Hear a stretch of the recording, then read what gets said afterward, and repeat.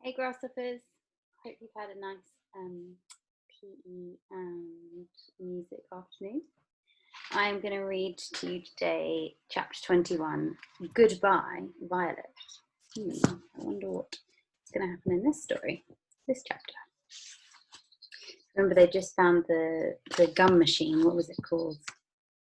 The Great Gum Machines. Yes, let's find out what's going to happen. This gum, Mr. Wonka went on, is my latest, my greatest, my most fascinating invention. It's a chewing gum meal. It's that little tiny strip of gum lying there is a whole 3-course dinner all by itself. What sort of nonsense is this? Said one of the fathers. My dear sir, cried Mr. Wonka, when I start selling this gum in the shops, it will change everything. It will be the end of all kitchens and all cooking. There will be no more shopping to do, no more buying of meat and groceries. There'll be no knives and forks at meal times, no plates, no washing up, no rubbish, no mess, just a little strip of Wonka's magic chewing gum. And that's all you'll ever need at breakfast, lunch, and supper. This piece of gum I've just made happens to be tomato soup, roast beef, and blueberry pie. But you can have almost anything you want. What do you mean? It's tomato soup, roast beef, and blueberry pie, said Violet Beauregard. If you were to start chewing it, said Mr. Wonka, then that is exactly what you would get on the menu. It's absolutely amazing. You can actually feel the food going down your throat and into your tummy, and you can taste it perfectly. And it fills you up. It satisfies you. It's terrific. It's utterly impossible, said Veruca Salt. Just so long as it's gum, shouted Violet Beauregard.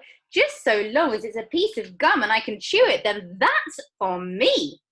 And quickly she took her own world record piece of chewing gum out of her mouth and stuck it behind her left ear. Come on, Mr. Wonka, she said. Hand over that magic gum of yours and we'll see if the thing works. Now, Violet, said Mrs. Beauregard, her mother, don't let's do anything silly, Violet. I want the gum, Violet said obstinately. What's so silly? I would rather you didn't take it, said Mr. Wonka. You see, I haven't got it quite right yet, and there are still 1 or 2 things that... Oh, blazes with that, said Violet. And suddenly, before Mr. Wonka could stop her, she shot out a fat hand, grabbed the stick of gum out of the little drawer, and popped it in her mouth. Can you pop it in your mouth? At once, her huge, well-trained jaw started chewing away on it like a pair of tongs. Can you chew it like Violet Beauregard? Don't, said Mr. Wonka. Fabulous, shouted Violet. It's tomato soup. It's hot and creamy and delicious. I can feel it running down my throat. Stop, said Mr. Wonka. The gum isn't ready. It's not right. Of course it's right, said Violet. It's working beautifully. Oh my, what lovely soup this is. Spit it out, said Mr. Wonka. It's changing, shouted Violet, chewing and grinning both at the same time. The second course is coming up. It's roast beef. It's tender and juicy. Oh boy, what a flavour. The baked potato is marvellous, too. It's got a crispy skin and it's all filled with butter inside. But how interesting, Violet, said Mrs. Beauregard. You are a clever girl. Keep chewing, baby, said Mr. Beauregard. Keep on chewing. That is a great day for the Beauregards. Our little girl is the first person in the world to have a chewing gum meal. Everybody was watching Violet Beauregard as she stood there chewing this extraordinary gum. Little Charlie Bucket was staring at her absolutely spellbound.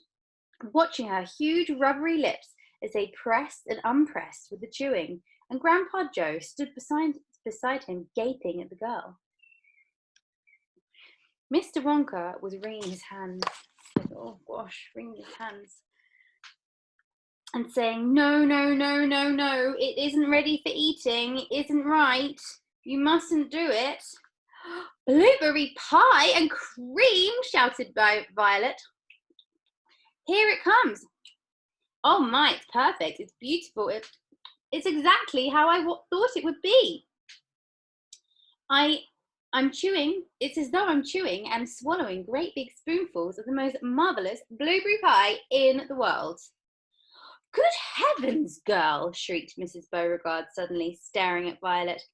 What's happening to your nose? Oh, be quiet, Mother, and let me finish, said Violet. It's turning blue, screamed Mrs. Beauregard. Your nose is turning blue as a blueberry. Your mother is right, said Mr. Beauregard. Your whole nose has gone purple. What do you mean? Said Violet, still chewing away. Your cheeks, screamed Mrs. Beauregard. They're turning blue as well. And so is your chin. Your whole face is turning blue. Spit the gum out at once, ordered Mr. Beauregard. Mercy, save us, yelled Mrs. Beauregard. The girl's going blue and purple all over. Even her hair is changing colour. Violet, you're turning violet. Violet, what is happening to you? I told you I hadn't got it quite right, sighed Mr. Wonka, shaking his head sadly. He's being a bit disappointed they didn't listen to him. This is what he warned them about. I'll say you haven't, cried Mrs. Beauregard.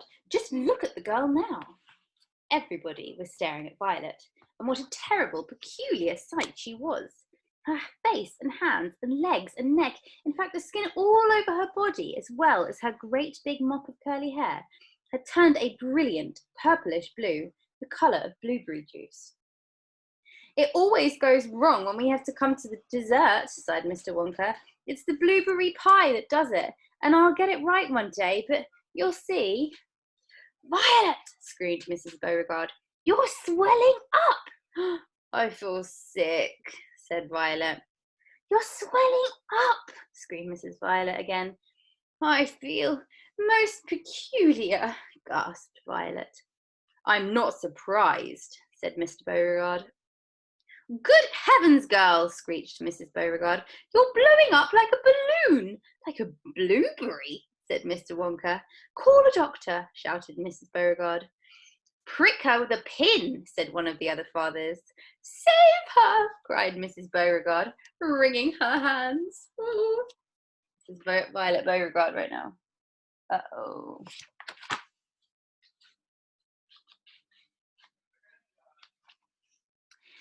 But there was no saving her now.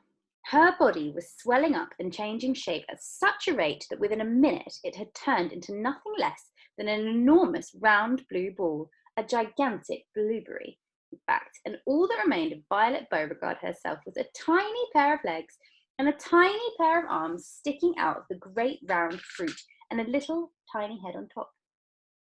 It always happens like that, sighed Mr. Wonka. I've tried it 20 times in the testing room on 20 Oompa Loompas, and every one of them just finished up as a blueberry. It's most annoying. I just can't understand it. I don't want a blueberry for a daughter, yelled Mrs. Beauregard. Put her back to what she was this instant. Mr. Wonka clicked his fingers, and 10 Oompa Loompas appeared immediately at his side.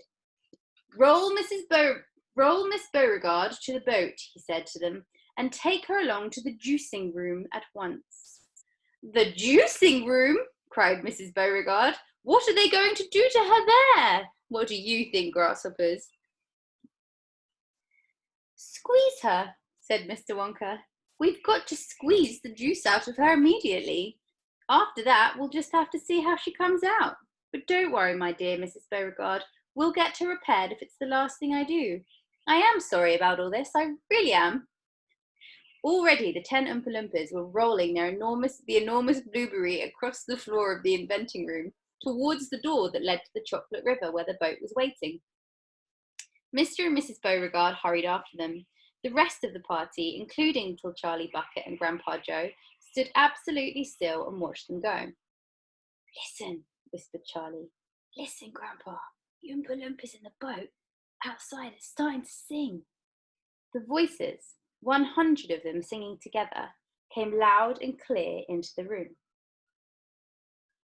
Dear friends, we surely all agree there's almost nothing worse to see than some repulsive little bum who's always chewing gum. It's very near as bad as those who sit around and pick the nose. So please believe us when we say that chewing gum will never pay. This sticky habit's bound to send the chewer to a sticky end. Did any of you ever know a person called Miss Bigelow? This dreadful woman saw no wrong in chewing all day long. She chewed while bathing in the tub. She chewed while dancing at her club. She chewed in church and on the bus. It really was quite ludicrous. And when she couldn't find her gum, she'd chew up all the she'd chew up the linoleum. It's like what floors are made out of. Or anything that happened near a pair of boots the postman's ear, or other people's underclothes. And once she chewed her boyfriend's nose. She went on chewing till at last the chewing muscles grew so vast that from her face her giant chin stuck out just like a violin. For years and years she chewed away, consuming 50 bits a day, until one summer's eve, alas, a horrid business came to pass. Miss Bigelow went late to bed.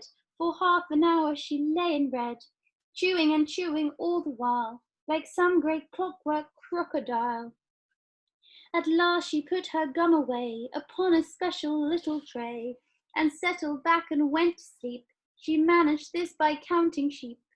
But now how strange, although she slept, those massive jaws of hers still kept on chewing through the night, even with nothing there to bite. They were, you see, in such a groove, they positively had to move, and very grim it was to hear, in pitchy darkness, loud and clear, the sleeping woman's great big trap, opening and shutting, snap, snap, snap. Faster and faster, chop, chop, chop, the noise went on, it wouldn't stop, until at last her jaws decide to pause and open extra wide, and with the most tremendous chew, they bit the lady's tongue in two. Thereafter, just from chewing gum, Miss Bigelow was always dumb, and spent her life shut up in some disgusting sanatorium. And that is why we'll try so hard to save Miss Violet Beauregard from suffering an equal fate. She's still quite young, it's not too late, provided she survives the cure. We hope she does. We can't be sure. And that is the end of chapter 21. I wonder if Violet's going to end up like Mrs. Bigelow, or whether she's going to be saved. Maybe we'll find out in the next chapter. See you here tomorrow, grasshoppers.